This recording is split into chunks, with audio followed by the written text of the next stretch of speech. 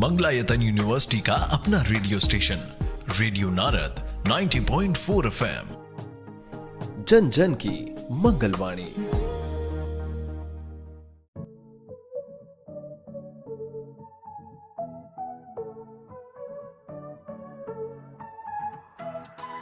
स्वागत है दोस्तों रेडियो नारद 90.4 FM से। मैं हूं आपके साथ आरजे याशी और प्रोग्राम शुरू हो गया है ज्ञान सागर। जी हाँ दोस्तों, जिसमें हम आपके ज्ञान को करते हैं और भी ज्यादा उजागर। दोस्तों, इंजीनियर बनने का सपना तो सभी देखते हैं, लेकिन जब उसकी शिक्षा ग्रहण करने की बात आती है तो विद्यार्थी थोड़ा सा असमंजस में पड़ जाते हैं कि क्या करें, किसको चुनें, क्योंकि इतनी सारी श्रेणियों में ये विभाजित हो जाता है कि सही निर्णय ले पाना थोड़ा सा मुश्किल है।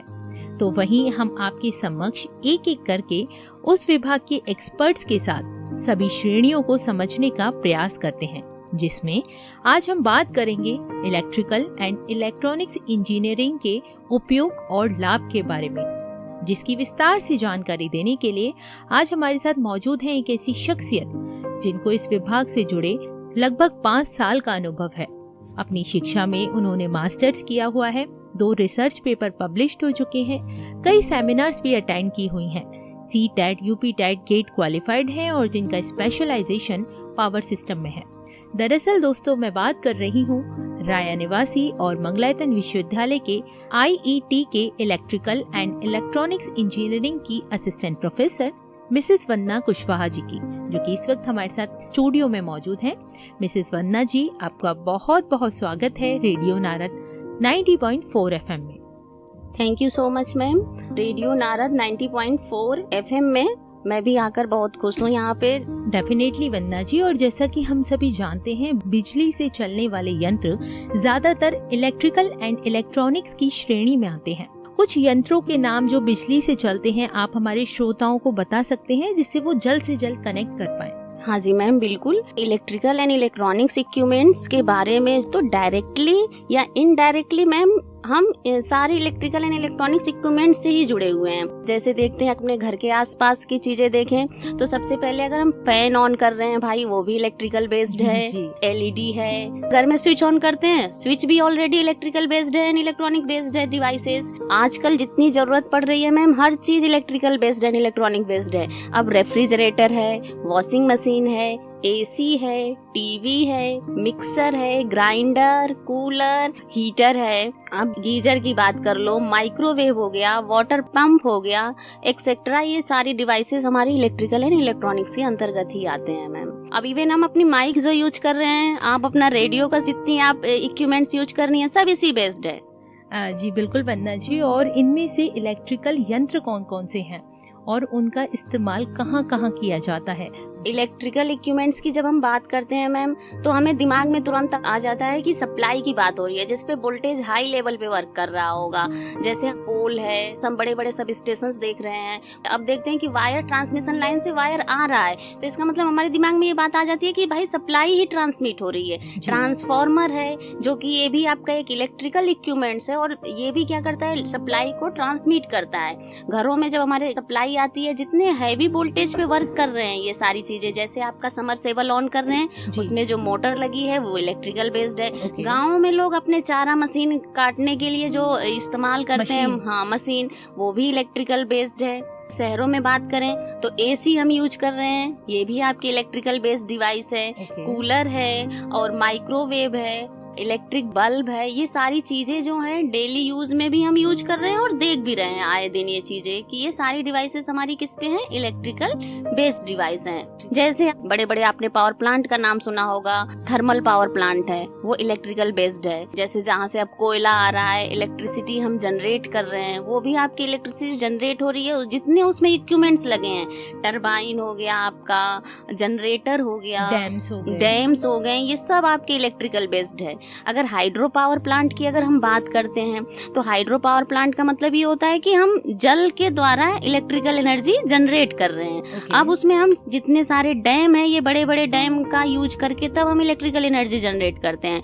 वैसे अगर आपने देखा होगा इलेक्ट्रिकल एनर्जी आजकल जनरेट कर रहे हैं हम कोयले से, पानी से जनरेट कर रहे हैं। फिर अब न्यूक्लियर, बहुत लेटेस्ट चीजें आई तो हम न्यूक्लियर से करने लगे। सोलर पैनल्स आ गए। सोलर पैनल्स तो अब इसी बेस्ड हो रहा है। इलेक्ट्रिकल गवर्नमेंट आजकल सोलर पैनल बेस्ड ही सप्लाई को करने वाली है। ये सारे इक्विपमेंट्स आपके जो हैं डेली लाइफ में भी आप देख रहे हैं और इसको हम यूज कर रहे हैं। ये सारे डिवाइसेस आपकी क्या है, इलेक्ट्रिकल बेस्ड डिवाइसेस हैं। बिल्कुल वंदना जी, वहीं इलेक्ट्रॉनिक्स की श्रेणी में कौन कौन से यंत्र आते हैं और हम उनका कहाँ कहाँ इस्तेमाल करते हैं? इलेक्ट्रॉनिक्स की श्रेणी का देखा जाए मैम, तो जब हम लो वोल्टेज की बात करते हैं, वो इलेक्ट्रॉनिक्स डिवाइसेस में जो यंत्र आते हैं वो लो वोल्टेज पे ऑपरेट होते हैं। जैसे मोबाइल फोन, बिना मोबाइल फोन के हम सब लोग ऐसा लगता है कि अधूरी जिंदगी फील कर रहे हैं तो ये इलेक्ट्रॉनिक्स बेस्ड ही है मैम।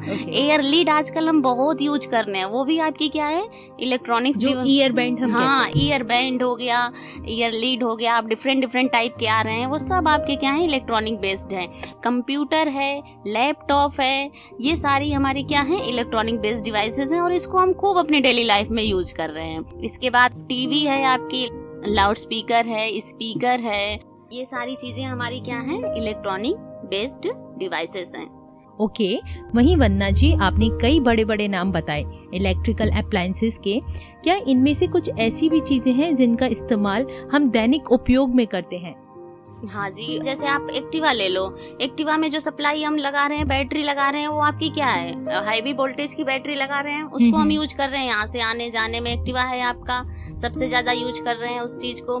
स्टेबलाइजर है, जो एसी वगैरह हम चला रहे हैं, ऑपरेट कर रहे हैं, ये भी हमारी क्या है, हाईवी वोल्टेज डिवाइसेस हैं और इसका यूज हम अपनी डेली लाइफ में कर रहे हैं। स्टेबलाइजर्स है और आपकी मोटर्स है, जितनी हमने मोटर्स का नाम लिया, जैसे अगर हम चारा काटने वाली मशीन के लिए ऑपरेट कर रहे हैं, वो भी हमारी मोटर हैवी डिवाइसेस है और उसका यूज हम डेली लाइफ में कर रहे हैं। कूलर हो गया, इसमें जो मोटर लगी है वो भी इलेक्ट्रिकल डिवाइसेस है और इसका यूज भी हम कहाँ कर रहे हैं, अपने डेली लाइफ में कर रहे हैं। ये तो बहुत सारे पॉइंट्स आपने बता दिए मैम। अगर हम भविष्य की बात करते हैं, विद्यार्थियों के करियर की बात करते हैं, तो इलेक्ट्रिकल एंड इलेक्ट्रॉनिक्स इंजीनियरिंग कौन सा विद्यार्थियों के लिए ज्यादा सफल रहेगा और इसमें किस तरह की संभावनाएं विद्यार्थियों के भविष्य में देखने को मिलेंगी?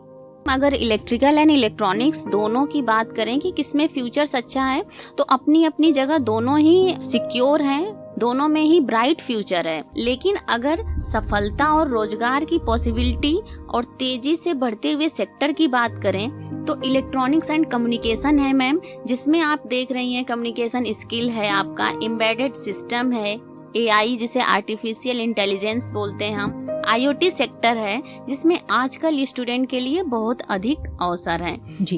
और वहीं अगर इलेक्ट्रिकल की बात करें हम, तो गवर्नमेंट जैसे पावर प्लांट है आपका, government department and electrical sector से जुड़ी हुई चीजें हैं।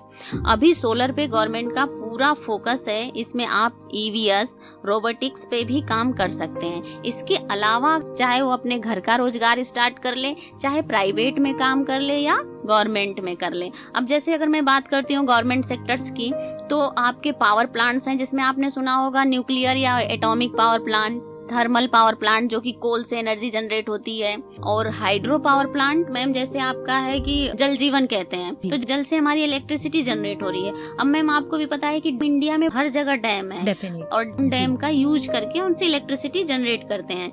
और दूसरी सबसे अच्छी चीज मैम आजकल जो चल रही है, गवर्नमेंट का पूरा फोकस है सोलर पैनल्स पे।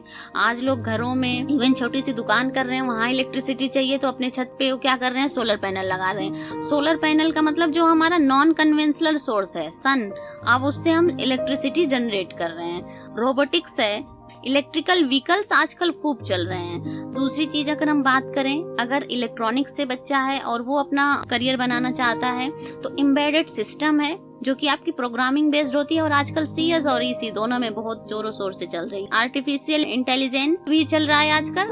IoT सिस्टम है मैम, कम्युनिकेशन सिस्टम है, जैसे हम रेडियो फ्रीक्वेंसी वगैरह बात कर रही है, कम्युनिकेशन सिस्टम है, इस पे हम करियर बना सकते हैं। सेकेंड, प्राइवेट सेक्टर्स के बारे में, या दूसरी चीज हम ये कह सकते हैं कि अपना खुद का स्टार्टअप करना चाहते हैं, तो अब जितनी इलेक्ट्रिकल एंड इलेक्ट्रॉनिक्स की चीजें हैं तो वो सारी चीजें हम क्या करेंगे, कहीं ना कहीं दुकान से ही खरीद कर ला रहे हैं, तो उसमें अपना एसी, कूलर, फ्रिज, ये सारी चीजें का, इलेक्ट्रिकल एंड इलेक्ट्रॉनिक्स डिवाइसों का अपना बिजनेस स्टार्ट करे और इस तरह से वो अपना इसमें भी करियर बना सकता है।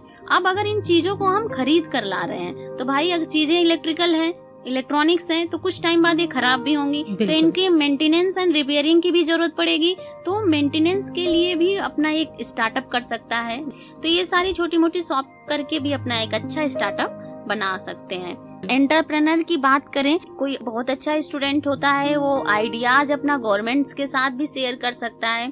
अब जैसे अगर हम बात करते हैं मैम इलेक्ट्रिक व्हीकल्स की हैं, कुछ मोटर बेस्ड होती हैं, कुछ बैटरी बेस्ड होती हैं। जैसे एक्टिवा की बात करें हम, तो बैटरी अगर डिस्चार्ज हो गई तो रास्ते में ही इंसान रुक जाएगा, ये सबसे लिए उसके क्रिटिकल सिचुएशंस है। तो अगर कोई अपना बच्चा बहुत होशियार है, अगर वो अपनी आइडिया देना चाहे तो भाई वो क्या करेगा, रोडों पे भी सोलर प्लेट्स का, मतलब हमारे इंडिया में तो नहीं लेकिन और जगहों पे जैसे अमेरिका है, कई ऐसी जगह हैं जहाँ पे फुल फिल यूज कर रही है, जैसे एम्बेडेड सिस्टम का कर रही है, सोलर सिस्टम का यूज कर रही है। और अगर हम विंड की बात करें, विंड से भी इलेक्ट्रिकल एनर्जी जनरेट कर सकते हैं। लाइक ये सारे आपके एग्जाम्पल हैं, तो दोनों अपनी अपनी जगह पे अच्छा फ्यूचर सिक्योर कर सकते हैं। Definitely ma'am. और वहीं महिलाओं की बात करते हैं, वे इस विभाग से बहुत कम जुड़ी दिखाई देती हैं, और आप खुद भी एक महिला हैं।